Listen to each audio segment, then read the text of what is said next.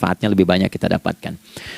Salat satu-satunya amalan di dalam Islam yang mencakup 4 bagian pokok dalam beragama.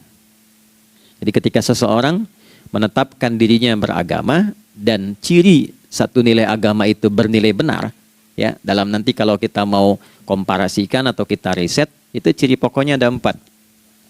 Satu, ada aspek namanya aspek keyakinan, ya, tauhid atau akidah. Nggak mungkin kan beragama kalau nggak yakin. Ya, karena itu pasal 29 ayat kedua itu mengandung nilai keyakinan. Negara menjamin kemerdekaan tiap-tiap penduduk untuk memeluk agamanya masing-masing dan beribadah menurut agama dan kepercayaannya itu. Ya, jadi nggak mungkin kita bisa menghasilkan nilai kepercayaan dan ibadah kalau tidak ada unsur keyakinan. Atau bahasa kitanya disebut dengan iman. Ya, iman itu nanti juga dipaku dalam setiap nilai kebangsaan di konteks Negara Kesatuan Republik Indonesia. Ini yang paling membahagiakan. Jadi mau jadi pegawai apapun itu syarat, ya, salah satu syarat yang melekatnya beriman dan bertakwa kepada Tuhan Yang Maha Esa, gitu kan? Ya, kemarin saya di BPK itu ada 11 bab Romawi, 40 pasal.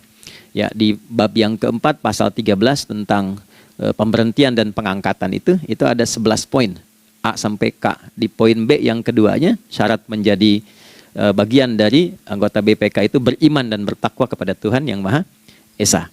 Baik, di Undang-Undang Pendidikan Sisdiknas nomor 20 tahun 2003 itu kalau kita baca dari poin menimbang ada 4, di poin B-nya saja sudah ada iman. Ya, Undang-Undang Dasar 1945 mengamanatkan pemerintah mengusahakan satu sistem pendidikan, ya, nasional yang meningkatkan keimanan dan ketakwaan pada Tuhan Yang Maha Esa serta akhlak mulia, baru mencerdaskan kehidupan bangsa. Ya, secara singkat, satu, agama dianggap benar kalau ada doktrin keimanan, ada akidah, ada tauhidnya. Yang kedua, ada ibadahnya. Ya, sebagai pembuktian kita beriman, buktinya apa? Ya kan? Saya beriman kepada Tuhan, kita tetapkan, misalnya Allah. Apa pembuktian keberimanan kita kepada Allah? Ya, kan pembuktiannya itu mesti diwujudkan dalam bentuk sikap. Sikap itulah yang disebut dengan ibadah. Nah, konsepsi ini ada di Quran surah ke-20 Thaha di ayat ke-14. Innani anallahu la ilaha illa ana fa'budini. Ya, sungguh aku tegaskan bahwa akulah Allah, satu-satunya Tuhan yang layak dipertuhankan dan disembah. Ketika Anda mempertuhankan aku, fa'budni, maka buktikan kebertuhananmu kepadaku dengan menyembahku. Karena itu namanya Allah punya 2 arti. Satu yang dipertuhankan, kan, ilahun wahid. Yang kedua yang disembah. Ya, jadi yang dipertuhankan dan disembah. Oke. 3. Yang ketiga harus punya unsur praktikal atau implementatif dalam interaksi kehidupan. Ya, jadi bukan cuma nyembah Tuhan, bimbingan kehidupannya apa?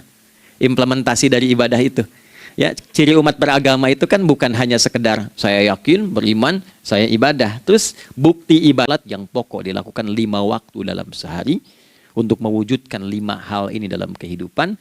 Dan satu-satunya ibadah yang mengumpulkan 5 aspek ini dalam prakteknya hanya sholat. Hanya sholat. Oke, mari kita detilkan, kita rinci, dan di sini kita akan mulai kajian kita. Yang tadi mukadimah ya. Baik, kita punya 30 menit. Wah, padat sekali. Bismillahirrahmanirrahim. 1. Salat adalah perwujudan iman seorang hamba. Karena itulah kalimat salat pertama kali disebutkan dalam Al-Quran, itu letaknya setelah kalimat iman. Al-Baqarah ayat 3. Alladzina yu'minuna bil ghaibi wa yuqimunas shalah. Orang-orang yang telah menyatakan beriman dan konsisten menjaga imannya. Beda alladzina amanu dengan yu'minun. Amanu telah beriman. Tapi kalau dia komitmen dan konsisten terus menjaga imannya sampai saat dia berpulang pada Tuhannya, maka berubah nanti bentuknya kalau di bahasa Arab jadi mudhari'. Kalau di bahasa Inggris kan tuh punya 3 arti. Present, continuous, and future. Jadi kalaupun sekarang terus berlangsung sampai masa depan pun saya tetap akan beriman. Nah, pembuktian untuk menjaga iman itu pembuktian utamanya pada sholat. Itulah sebabnya satu-satunya amal ibadah dari rukun Islam yang 5 itu, ya, satu-satunya amal ibadah yang disebut iman dalam Al-Quran hanya salat. Teman-teman boleh buka Quran surah kedua Al-Baqarah di ayat 143. Ya, di pertengahan ke ujung ayatnya. Saya percepat. Wa ma kana Allahu liyudhi'a imanakum. Dan Allah nggak akan pernah menyia-nyiakan salat seseorang yang dikerjakan karena imannya. Ayat ini turun, ketika ada terjadi pergantian arah kiblat. Dari yang tadinya semula ke Masjidil Aqsa, lalu berputar 180 derajat, beralih ke Masjidil Haram. Nabi sedang berada di luar Madinah. Madinah tempo dulu, wilayahnya nggak seluas cakupan sekarang. Oke, kalau diilustrasikan, area sekitaran Masjid Nabawi sekarang itulah Madinah lah. Di luar itu sudah di luarnya. Nah, Nabi sedang sholat, riwayatnya banyak menyebutkan, ada yang mengatakan zuhur, ada asar, ada maghrib. Di pertengahan itu turunlah Al-Baqarah ayat 144.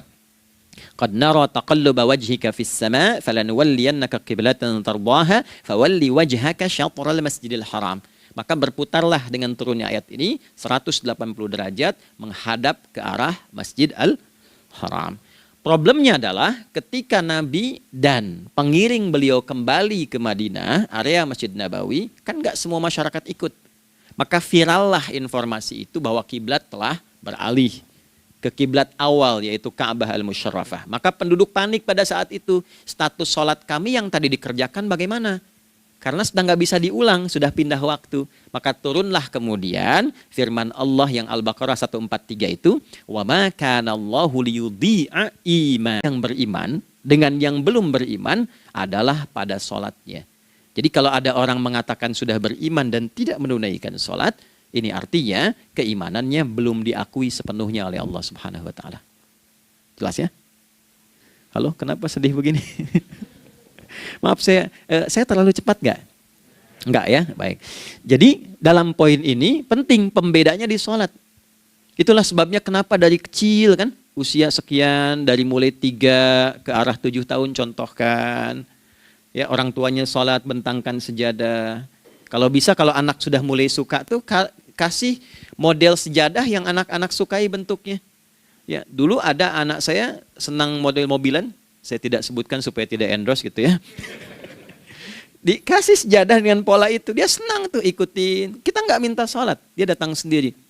Ya, nanti setelah mulai 7 tahun kan baru diajarkan dengan baik, diajak ke masjid kalau yang laki-laki. Demikian seterusnya.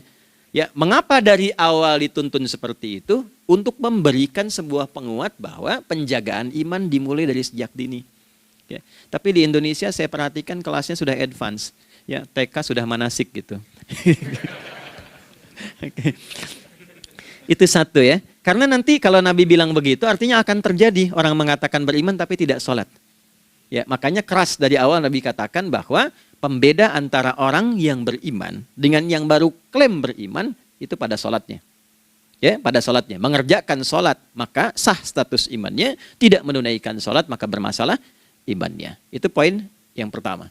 Yang ke-14. Innani anallah la ilaha illa ana. Aku tegaskan akulah Allah, nggak ada Tuhan yang layak dipertuhankan dan disembah kecuali saya. Fa'budni, kalau Anda telah menyatakan beriman padaku, buktikan keberimananmu dengan menyembah saya dalam ibadah. Bentuknya bagaimana ya Allah? Teruskan ayatnya. Wa aqimis sholata. Tunaikan sholat sebagai bukti ibadah. Itu li dzikri, sebagai zikir kepadaku. Jadi korelasi antara ibadah dengan iman, sudah kita sebutkan dalilnya. Sekarang ibadahnya tersendiri ketika ditunaikan, apa manfaat dari ibadah itu? Mengapa mesti ada 5 waktu? Dan apa turunan manfaatnya dalam kehidupan kita? Kalau kita mengerjakan itu, dampaknya kepada kehidupan kita apa? Nah, inilah indahnya di dalam Islam, dijelaskan dalilnya, diberikan contohnya, diberikan alasannya, dan yang paling indah, diberikan penjelasan dengan detail tentang manfaat-manfaatnya. Ini tidak ditemukan di dalam konsep keyakinan manapun. Kalau teman-teman boleh mau riset silahkan. Ada nggak satu keyakinan agama tertentu yang dari ibadahnya tuh diatur? Cara memulainya, bacaannya, detailnya, manfaatnya, waktunya, sampai dengan hasilnya, sampai kiamatnya. Ini menunjukkan bukan karya manusia. Bukan karya manusia. Kalau karya manusia setiap orang bisa buat itu. Ya, ketika ini menunjukkan bukan karya manusia, maka pertanyaannya dengan cara apa lagi Allah memberikan pembuktian pada kita bahwa Ia Tuhan yang hak yang harus kita sembah. Nah, kalau sudah paham, mari kita rincikan turunan tentang sholat ini. Kita mulai